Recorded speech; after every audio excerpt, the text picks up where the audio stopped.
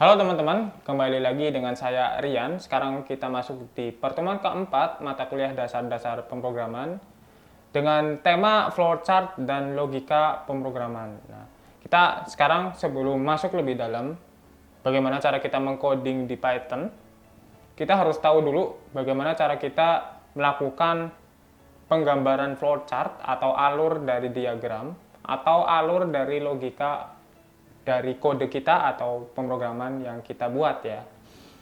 Nah, yang akan kita lakukan yaitu kita akan mengenal flowchart itu apa sebagai alat untuk merencanakan pengkodean, kemudian simbol-simbol dasar dalam flowchart yang biasa kita gunakan, kemudian logika dasar dalam pemrograman seperti alur program, kondisi dan pengulangan-pengulangan program, dan kita akan membahas beberapa studi kasus sederhana yang bisa diimplementasikan ya.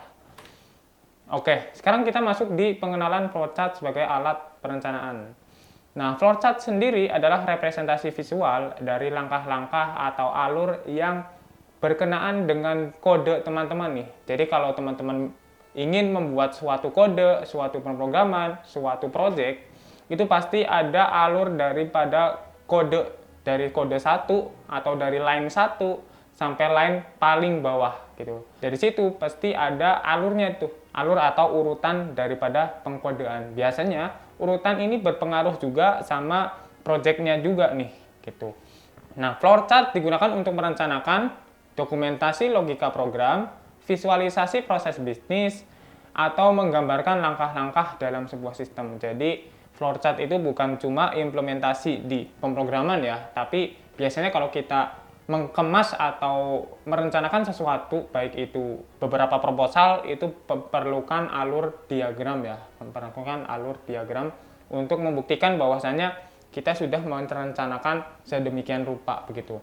Nah, manfaatnya tadi visualisasi ya untuk mempermudah alur dan rencana kita, kemudian dokumentasi memberikan panduan yang jelas dalam pengembangan kodenya nanti, kemudian identifikasi masalah dan membantu dalam menemukan kesalahan atau ketidakefisienan dari program yang akan kita buat begitu.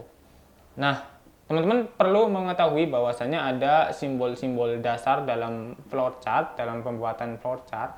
Meskipun sebenarnya simbol-simbolnya di luar sana sangat banyak dan masing-masing simbol itu punya fungsi ya atau fungsional masing-masing begitu. Nah, sekarang kita dikenalkan oleh flowchart terminator atau oval ya, yang ini. Nah, biasanya terminator itu digunakan untuk menunjukkan awal atau akhir dari sebuah proses atau program ya.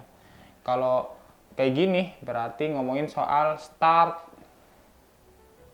and end ya, atau selesai, akhir dari kode. Nah, kemudian yang proses ini berhubungan dengan pemrosesan daripada kodenya nih. Biasanya ini dilambangkan oleh inisiasi atau penunjukan suatu proses, atau biasanya kalau kita sebut atau kita familiar itu variabel biasanya. Biasanya di sini ada variabel atau inisiasi tertentu, itu nanti akan dimasukkan atau diinisiasi sebagai proses ya, proses dari alur flowchartnya. Kemudian nanti ada input dan output. Nah, input dan output itu nanti diagramnya jajar genjang ya, seperti ini ya. Nah, input dan output itu bisa dari print, kalau kita pernah ngelihat ya print hello world, berarti itu adalah satu alur ya, satu alur di mana satu kode itu akan merepresentasikan input atau outputnya gitu. Karena dia print berarti kan mencetak ya.